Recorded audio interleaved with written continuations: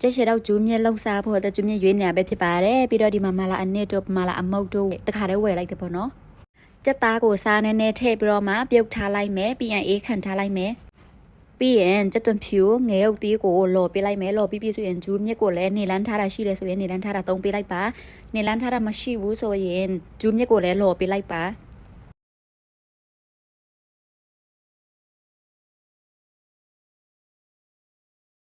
နန်းစေးကိုလည်းနည်းနည်းပါးပါလော်ပေးလိုက်မယ်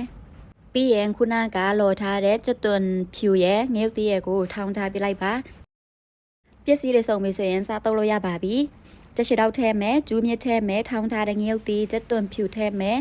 နန်းစေးထဲမယ်ပြင်မလာအနစ်ပြင်မလာအမုတ်ပေါ့နော်ဒီမလာအမုတ်ကျတော့ကိုကအထုံအရင်မကြိုက်ဘူးဆိုရင်နည်းနည်းပပပဲထဲပါလို့ပြင်ခီယူစီငံပြာရေးဒီနေရာမှာအချိုမုတ်ကြိုက်တယ်ဆိုရင်အချိုမုတ်ထပ်ထဲလို့ရပါတယ်ရှင်လက်အိတ်မရှိတော့ရှိတဲ့အိတ်အတန့်လေးနဲ့ဆုပ်ပြီးတော့မှတုပ်ပေးလိုက်ပါတယ်ဒီနေရာမှာနက်နက်ဆက်ဆက်လေးတုပ်ပေးပါလို့ပြီးမှမြည်ကြည့်ပြီးမှလို့အတဲ့ရတာတွေထပ်ထည့်ပါလို့တခါတည်းအများကြီးမထည့်ပါနဲ့လို့ကဲထုံဆက်ဆက်ကြက်ရှေတော့ကျူးမြစ်လေးရပါပြီရှင်ကြည့်ပါဦးစားရှင်စရာလေးစားကြပါဦး